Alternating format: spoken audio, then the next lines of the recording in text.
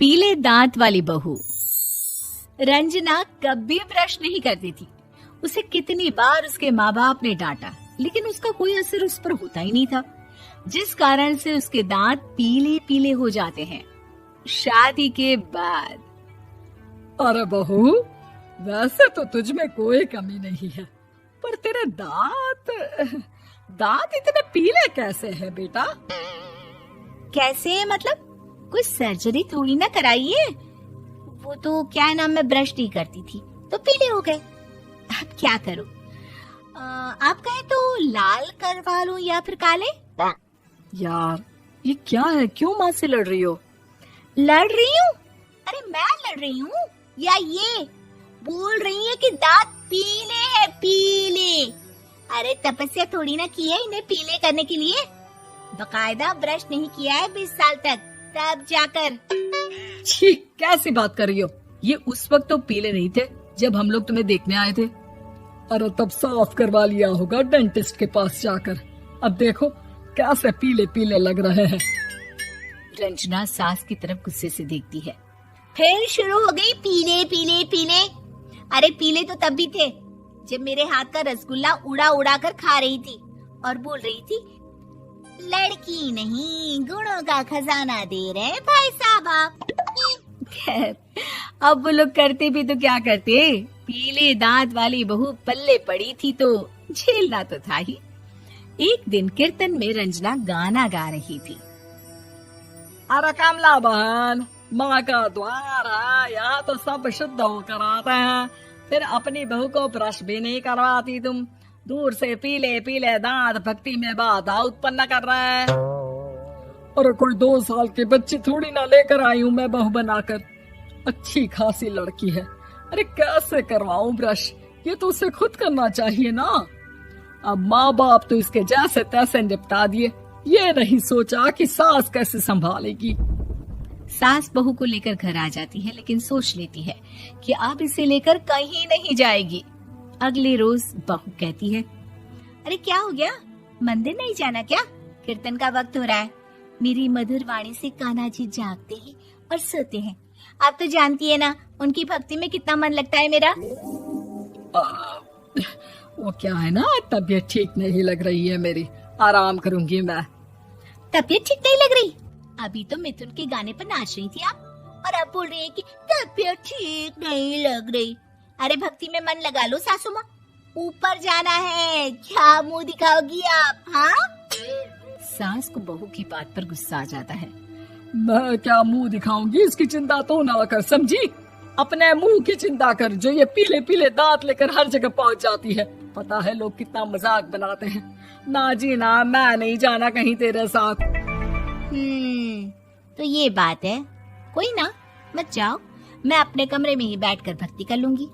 ऊपर वाला दांत थोड़ी ना देखता है, मन देखता है, भावना देखता है।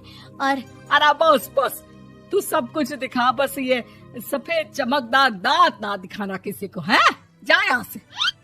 बहू को सास की बात का कोई फर्क नहीं पड़ता, वो तो जैसी थी वैसी ही रह जाती है।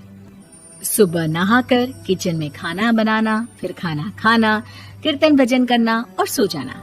एक दिन, माँ जी मैं सहेली के घर जा रही हूँ, शाम को लेट आऊंगी।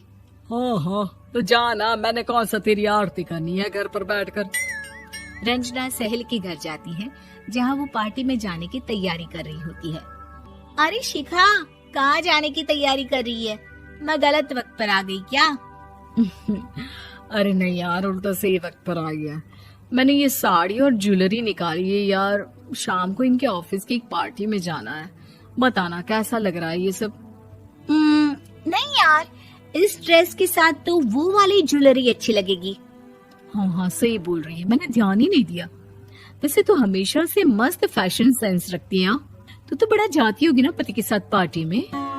रंजना कुछ नहीं बोलती, बस सोचती है कि यार काश ये बात सही हो जाती, पर मैं क्यों नहीं जाती पार्टी में?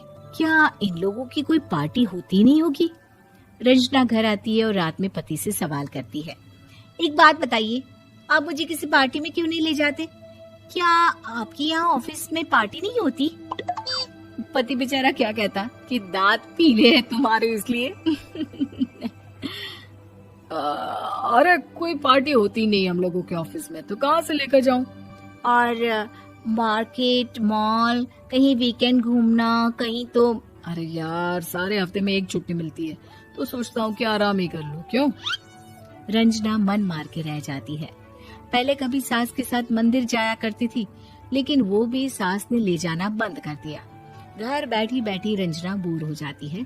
तभी उसे आइडिया आता है और वो मायके जाने का सोचती है। सासू माँ, 2 दिनों के लिए मम्मी के घर जा रही हूँ। अच्छा ठीक है, आराम से जा। और हाँ, माँ से कुछ अच्छी आदत सीख कर आना कि कैसे शरीर के हर भाग की तरह दांतों की सफाई भी जरूरी होती है, समझी? शुरू हो गई ना आप। वो लोग आपकी तरह नहीं है कि छोटी छोटी बात का बतंगड़ बना दे। उन लोगों के लिए मैं मायने रखती हूँ, ना कि मेरे पीले पीले दांत।